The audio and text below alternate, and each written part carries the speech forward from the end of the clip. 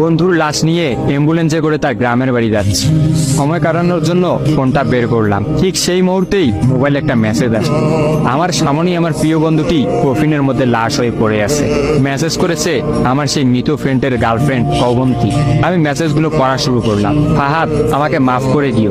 আমি যেই বাবার চোখের দিকে তাকিয়ে কখনো কথা বলতে পারিনি, সেই বাবা যখন অসহায়ের মতো আমার সামনে দুই হাত জোড়ে কান্না শুরু করতে লাগলো, তখন সেই বাবার ভালোবাসার কাছে আমাদের ভালোবাসা হার মেনে গেল। তাই আজ 11 দিন ধরে আমি অন্য মানুষের স্ত্রী।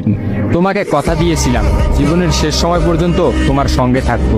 আমার সব সময় ভয় হতো যে তুমি আমাকে কষ্ট দেবে, হয়তো আমাকে ছেড়ে অন্য কাউকে বিয়ে করবে।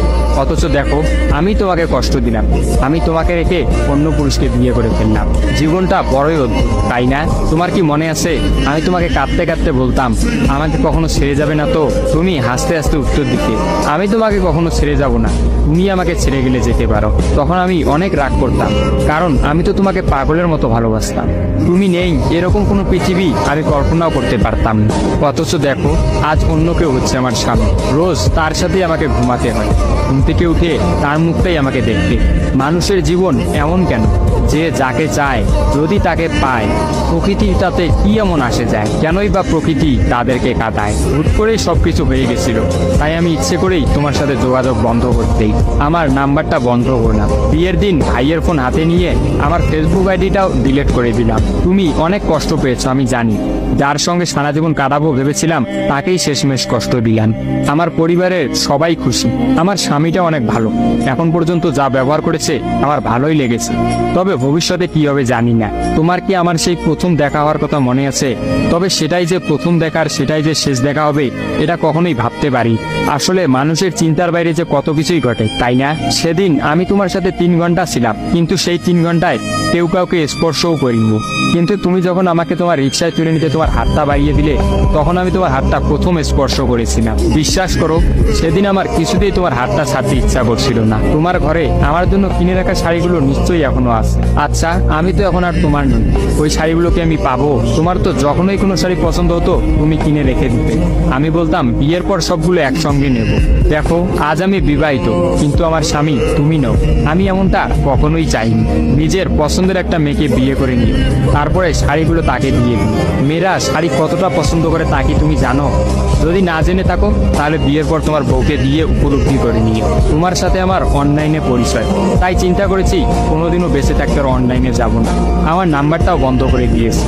আজকের পর থেকে আমাদের আর কোনোদিন কথা হবে না। তোমার কাছে একটা অনুরোধ, যদি চলার পথে আমাদের কোনোদিন দেখা হয়ে যায় তাহলে প্লিজ তুমি অচেনা হয়ে চলে দিও। নিজের যত্ন নিও আর জীবনটা গুছিয়ে নিও। জীবন তো একটাই, ভালো থেকো। কিন্তু আমি ভালো নেই। ইতি, তোমার ওই অবন্তী। সবগুলো মেসেজ একত্রে পড়লাম। আমার সামনে চিরনিদ্রায় শুয়ে আছে ফাহাদ। অবন্তী পরপর 5 দিন অনলাইনে আসেনি এবং ফাহাদের সাথে কোনো যোগাযোগ করেনি। তখন এক রাতে অফিস থেকে ফিরে ফাহাদ রাগ করে তার ফোনটা আসার গিয়ে ভেঙে ফেলে। ভাঙা মোবাইল আর ঠিক করা হলো না। ফাহাদ তার সিমটা আমার ফোনে ইনস্টল করে। জরুরি কোনো কল এলেই একমাত্র ফাহাদকে দিতাম। আর ফাহাদ রাগ করে বলল, যতদিন না পর্যন্ত অবন্তী আমাকে SMS করে ততদিন পর্যন্ত আমি আর নতুন ফোন কিনবো না। মোবাইল ভাঙার 2 দিন পরেই ফাহাদের প্রচন্ড জ্বর আসে। একদিনের মধ্যেই ফাহাদকে হাসপাতালের মধ্যে ভর্তি করলাম। ডাক্তার পরীক্ষা নিরীক্ষা করে বলল ফাহাদের ডেঙ্গু জ্বর হয়েছে। তবে চিন্তার কোনো কারণ নেই।